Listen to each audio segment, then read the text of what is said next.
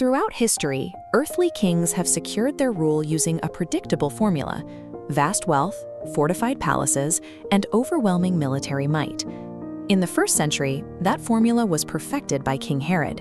He held the official title King of the Jews, but maintained an absolute paranoid grip on his power, constantly watching for any threat to his throne. A specific political tension loomed over his reign. An ancient prophecy had long predicted the arrival of a savior of mankind, a figure destined to outrank and outlast all current rulers. You might expect the announcement of this rival king to happen in a grand capital city. Instead, the holy angel Gabriel delivered the news to a quiet agrarian settlement called Nazareth. The messenger didn't seek out a queen. He appeared to Mary, an ordinary, unmarried young woman who spent her days helping her parents in the fields, entirely disconnected from the ruling elite. Gabriel told her she had been chosen for a highly specific task. She was going to have a son who would be called the Son of God, and who would eventually be recognized as a great king. The distance between the prophecy and the reality was immense. The future ruler of all nations was starting his life in a town the ruling elite didn't even think worth visiting. In this historical period, an out-of-wedlock pregnancy carried enormous social stigma. For a young woman like Mary, it posed a severe personal risk. That risk was absorbed by a local man named Joseph. He chose to believe Mary's account of the angel, marrying her and offering his protection.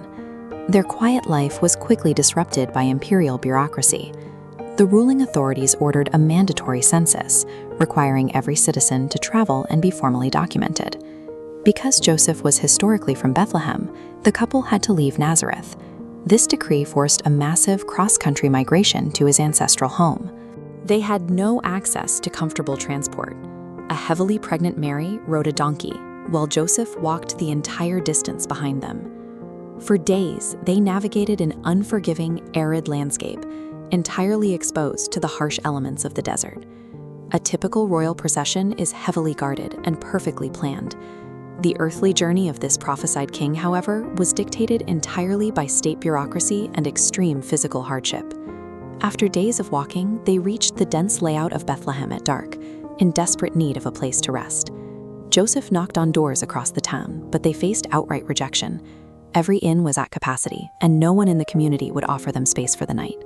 Left with no other options, they found an empty barn built for cows. There, Mary gave birth, and the prophesied savior was placed inside a manger, a simple animal feeding trough. The very first people to receive the news were not local officials. An angel appeared to a group of shepherds out on the hills, the absolute lowest-ranking, marginalized working class of the region. At the same time, a brilliant new star flashed across the sky. Far across the desert, a group of wise men saw it. They understood this specific star as the mathematical and prophetic proof that the new king had arrived. Look at who receives this announcement. The news is delivered to the poorest local laborers and the most elite foreign scholars simultaneously. The local society completely ignored the new king in their own town. Yet his arrival triggered a massive celestial event that commanded the attention of the international scientific elite. When those foreign scholars eventually reached the capital and informed King Herod of the star, his reaction was swift. He felt intense, paranoid fear of a rival who could overpower him. He hatched a deceptive plot, telling the wise men to find the child so he could worship him too. In reality, Herod planned an assassination, exposing the violent fragility of a traditional power structure threatened by a baby. The scholars followed the star for several more days, but instead of arriving at a palace, they tracked their target down to that humble barn. They presented the child with highly specific, immensely valuable gifts: gold, frankincense, and myrrh. These items were extraordinarily rare. They were commodities strictly reserved for elite royalty, and certainly never given to a newborn lying in a common animal stall. The wise men completely ignored the outward lack of status. They bowed down in total reverence, understanding the true, non-earthly nature of this king's power. This beginning suggests that lasting influence doesn't require a palace or a treasury.